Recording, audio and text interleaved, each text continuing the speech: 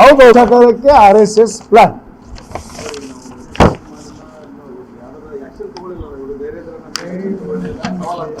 ಕಾಲ ಬರುತ್ತೆ, ಅದಕ್ಕೂ ಒಂದು ಕಾಲ ಬರುತ್ತೆ. ಆ್ಯಕ್ಷನ್ ತಗೊಳ್ಳೋಕ್ಕೂ ಒಂದು ಕಾಲ, ಕಾನೂನು ಆಗೋದು ಒಂದು ಕಾಲ. ಯಾವುದು ಹಂಗೆ ಆಗಲ್ಲ. ಕಾನೂನು ಮೊದಲು ಆಗಬೇಕು, ಆಮೇಲೆ action and reaction. No government versus RSS ಯಾಕೆ ಹೋಲಿಸ್ತೀರಿ? ಗೌರ್ಮೆಂಟ್ ಏನು ಯಾಕೆ ಸರ್ವ ಜನಾಂಗದ ಶಾಂತಿಯ ತೋಟ ಅಂತ ಹೇಳ್ತೀವಿ ನಾವು. ಎಲ್ಲರನ್ನ ಒಪ್ಕೊಳ್ಳುವಂಥ ಕೆಲಸ ನಮ್ಮ ಸರ್ಕಾರ ಮಾಡ್ತಾ ಇದೆ, ನಮ್ಮ ಮುಖ್ಯಮಂತ್ರಿಗಳು ಮಾಡ್ತಾ ಇದ್ದಾರೆ.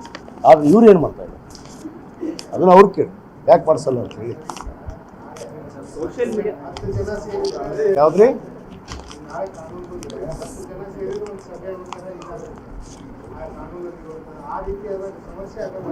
ನೋಡ್ರಿ, ದೇಶದಲ್ಲಿ ನಡೀತಾ ಇರುವಂಥ ಏನು ಅತ್ಯಾಚಾರ, ಅನಾಚಾರ,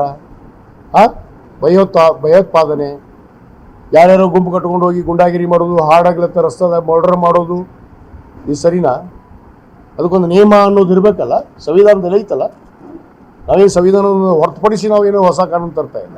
ಸಂವಿಧಾನದಲ್ಲಿ ಅಡಿಯಲ್ಲಿ ಇರುವಂಥ ಕಾನೂನನ್ನೇ ಇವತ್ತು ಅದನ್ನು ಜನರಿಗೆ ತಿಳಿಸಿ ಅದನ್ನು ಉಪಯೋಗ ಮಾಡಿಕೊಡ್ರಿ ಅಂತ ಹೇಳ್ತಾ ಇದ್ವಿ. ಸಂಘಟನೆ ಅನ್ನೋದು ಮುಖ್ಯ ಅಲ್ಲ. ಈಗ ಎಲ್ಲರೂ ಒಂದು ಸಂಘಟನೆ ಬೇಕಲ್ಲ, ಅದನ್ನ ಯಾಕೆ ಮಾಡ್ತಾ ಇದ್ವಿ? ಹೌದು, ಸರ್ಕಾರಕ್ಕೆ RSS ಪ್ಲಾನ್.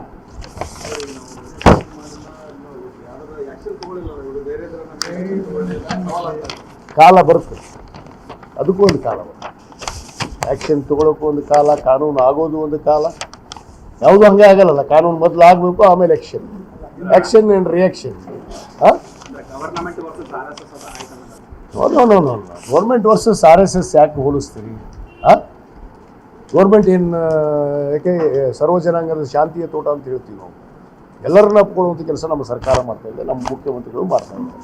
ಆದರೆ ಇವ್ರು ಏನು ಮಾಡ್ತಾ ಇದ್ದಾರೆ ಅದನ್ನು ಅವ್ರು ಕೇಳಿ ಯಾಕೆ ಮಾಡಿಸಲ್ಲ ಅಂತ ಹೇಳಿ.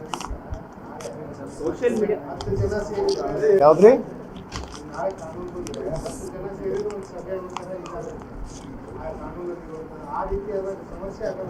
ನೋಡ್ರಿ, ದೇಶದಲ್ಲಿ ನಡೀತಾ ಇರುವಂಥ ಏನು ಅತ್ಯಾಚಾರ, ಅನಾಚಾರ,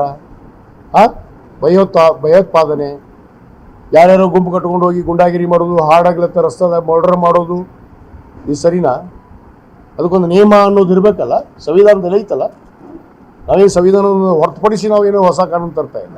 ಸಂವಿಧಾನದಲ್ಲಿ ಅಡಿಯಲ್ಲಿ ಇರುವಂಥ ಕಾನೂನನ್ನೇ ಇವತ್ತು ಅದನ್ನು ಜನರಿಗೆ ತಿಳಿಸಿ ಅದನ್ನು ಉಪಯೋಗ ಮಾಡಿಕೊಡ್ರಿ ಅಂತ ಹೇಳ್ತಾ ಇದ್ವಿ. ಸಂಘಟನೆ ಅನ್ನೋದು ಮುಖ್ಯ ಅಲ್ಲ. ಈಗ ಎಲ್ಲರೂ ಒಂದು ಸಂಘಟನೆ ಬೇಕಲ್ಲ.